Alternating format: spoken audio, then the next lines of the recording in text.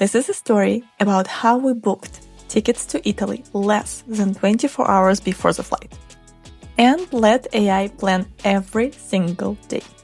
If that sounds like a terrible idea, it kind of was, but it also turned out to be one of the best mistakes we've ever made. Honestly, we were just burned out. Needed something new.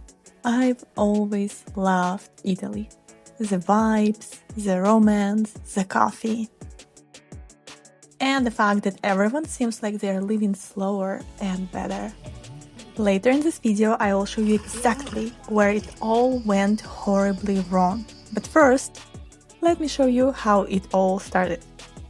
Level 0, landing in Rome.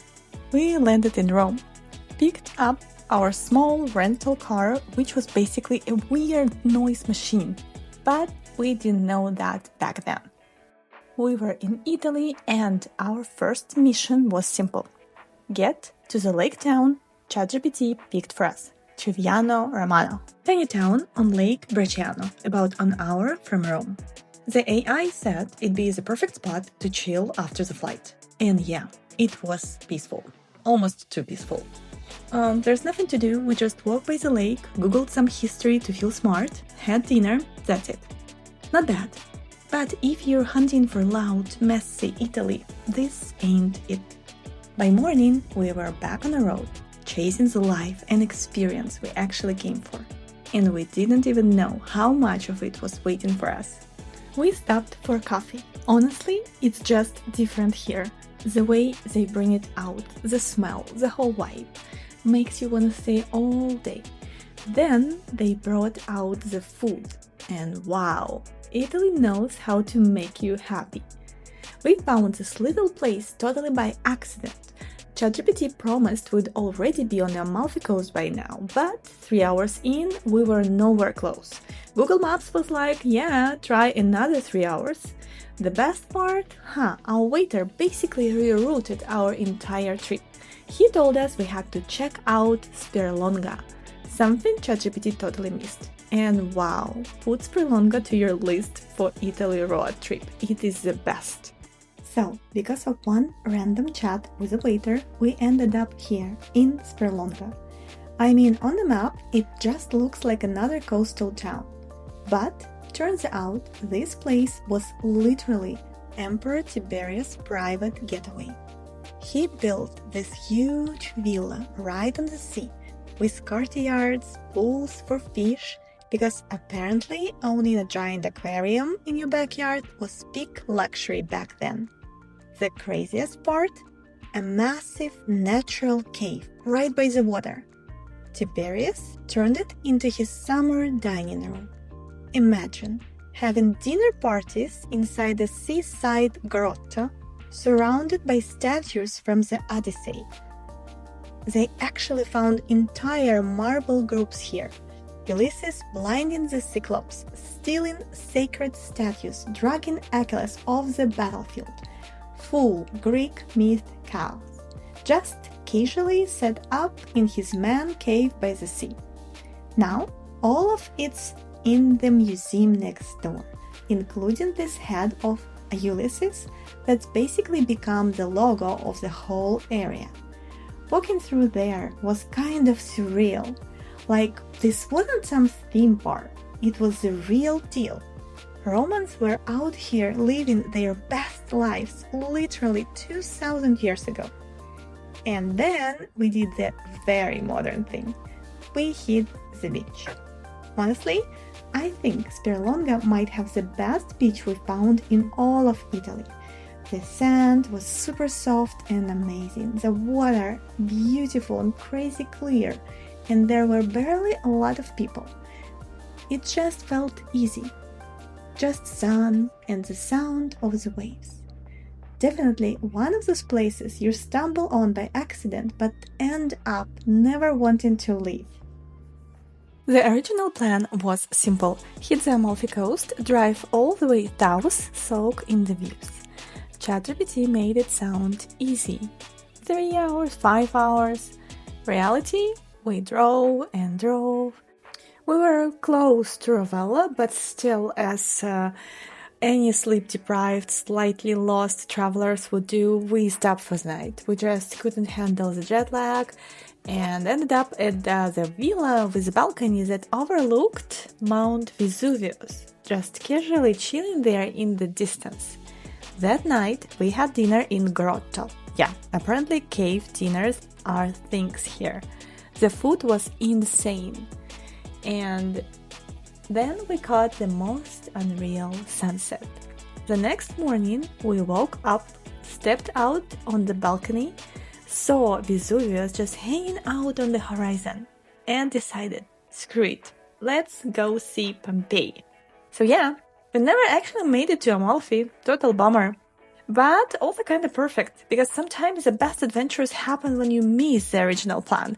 And later I will tell you how that led us to one of the oldest cities on Earth, ancient city. And I'm not talking about the Pompei, so keep watching. But first, level 3, Pompei. We didn't even plan to come here, but waking up to that view of Vesuvius, hard not to get curious. Walking through Pompei is honestly wild. You're literally stepping over streets that people were using 2,000 years ago. They had bakeries with actual stone ovens still standing. You can see counters where they served hot food, like the world's first fast food joints. The houses still have mosaics and painting on the walls. Kind of funny how little people have changed. And when Vesuvius erupted, ash covered everything. Centuries later, archaeologists poured plaster into the empty spaces left by bodies. And suddenly, you're staring at real people, frozen forever, mid-run, mid-scream, just trying to survive. Seeing that up close is intense, makes you realize how quick everything can flip. Meanwhile, we stress about tiny things back home, and these people literally got wiped out in a single afternoon. So yeah, Pompei wasn't even on our list, but sometimes the last-minute detours end up being the moments that stick with you the most. Pompei was intense, way more than we expected. But where ChatGPT sent us next? You're gonna wanna see that. An ancient city where people still live in actual caves, like real stone homes carved thousands of years ago. And yeah, families still call them home. Level 4, Matera.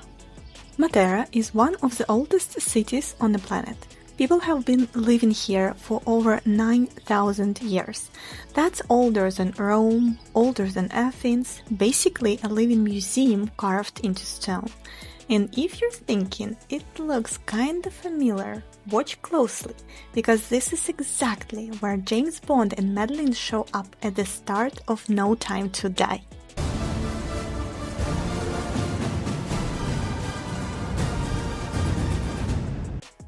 Which means we basically lived like Bond for a night. Minus the danger and the Aston Martin and MI6 budget, unfortunately. Driving here was hilarious. Tiny cobblestone streets, random turns that look more like someone's backyard than a road. Half the time we were sure we'd crashed into someone's front porch. We finally parked, dragged our bags through these twisty little alleyways and opened the door to, oh yeah, our very own cave apartment. Cool, quiet, smelled faintly of old stone, carved in cave. Just sitting there was kinda surreal, like people have been doing life in spaces like this for thousands of years, and now it was our turn, at least for a night. Later, we wandered out and stumbled right into Matera's biggest festival, the Festa della Madonna della Bruna. The whole city was glowing, lanterns strung across streets that have seen the same party for centuries. Kids everywhere, families eating, people singing in the squares. We ended up at a tiny spot for dinner. Ordered the savory crepes, which honestly might have been the best crepes we've ever had. And as well as the instructor, I always notice the posture of the people, and I notice so many people hunched over. Always want to say, hey, Pilates would fix that. If you haven't started yet, I've got tons of quick 15 minutes workout on my channel. Your back will love you for it. Next morning, quick coffee in our cave. Matera's wild. People have literally lived in these rocks for over 9,000 years. And drinking coffee here just like hits differently.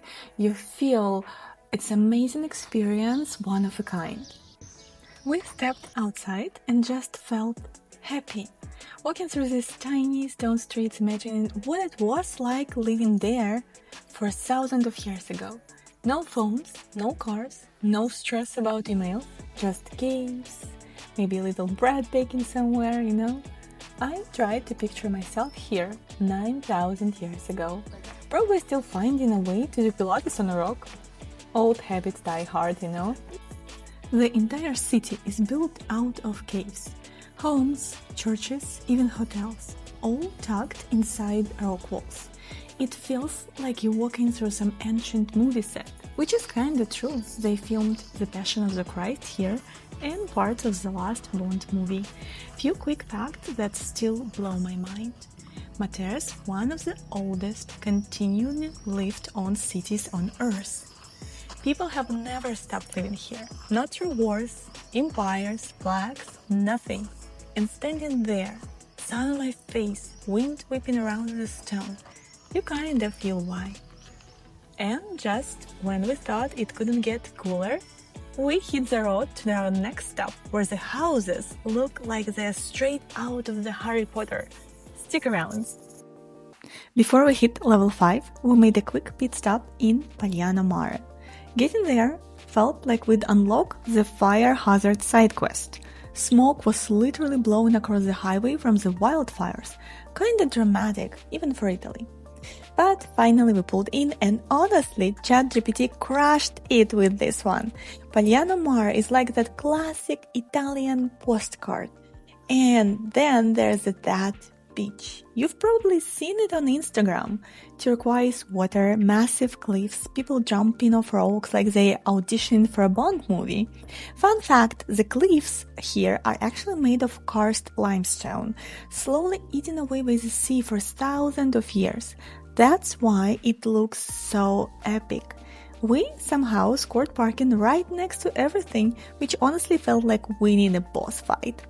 Grabbed lunch and wandered down to the beach. It was gorgeous, but also the entire thing was pebbles. My feet were like, yeah, we are done here. So we bailed before we needed foot surgery and got back on the road. Next quest, level 5, Alberobello. This place is straight up fairy tale. Tiny white houses with pointy stone roofs that looks like wizard's hat. They called truly, and people have lived in them for hundreds of years. Story goes, they built them without mortar, so they could be torn down quick to dodge taxes. Medieval tax loopholes. Gotta love it. Anyway, if you ever wondered what it's like to step inside a real-life fantasy village, you're gonna wanna stick around. Walking around here feels like you unlocked some secret map level. Every alley is another perfect photo. Little shops, hidden courtyards, tiny doors. It's basically Pinterest in real life. We tried to imagine what it'd be like to live here. Wake up, step outside, wave to your neighbor who is also living in a wizard hat. Not bad. So yeah, this wasn't just another stop. It felt like a bonus level we didn't even know existed. Alberobello was kinda the perfect last stop. Like if you're gonna end a road trip, might as well do it surrounded by tiny wizard houses. Before we left, I actually filmed a quick Pilates video right here. Because yeah, my mission pretty simple. I want as many people as possible moving their bodies, feeling good, standing tall with beautiful posture. So if you're new, I've got tons of short workouts right here on my channel. Come do them with me. Your spine will seriously thank you. Oh, and remember how ChatGPT planned this whole trip? tiny detail that was a really big mistake. We probably shouldn't rented the car in Bari, not Rome. Otherwise, we'd be driving 10 hours all the way back just to return it. So we pulled the ultimate power move, dropped the car off in Bari, and hopped on a train. 4 hours later, boom, back in Rome. So yeah, we didn't end up seeing Amalfi like we thought. The car rental was kind of fail, fire slowed us down, and ChatGPT was way too optimistic about travel times. But if all of that hadn't happened, we never would have found half the places we did. We wouldn't have stopped at that tiny town by the lake, never discovered Matera, or taken a random waiter's advice to check out Sperlonga. We wouldn't have eaten dinner inside a cave, had a coffee in a room carved out of stone, or watched a festival parade that's been going on for over 600 years. That's kinda the crazy thing about trips like this. The best moments were the ones we didn't plan. The ones that happened because we were a little lost, little behind schedule, or trusted someone we'd never met before. And I think that's the lesson I'm taking home from all of this. Move slower. Leave space for wrong turns. Let things go sideways, because perfect trips, they're usually boring. It's the messy one that ended up meaning something. So yeah, we return to Rome and fly back home. Thanks for coming along on this not-so-perfect adventure. If you are into stories that aren't polished but real, stick around. There's so much more to come. Please subscribe and please do a favor for yourself. Do that workout video that I have. A lot of them I have in my YouTube channel. Thank you so much for watching. See you in the next one.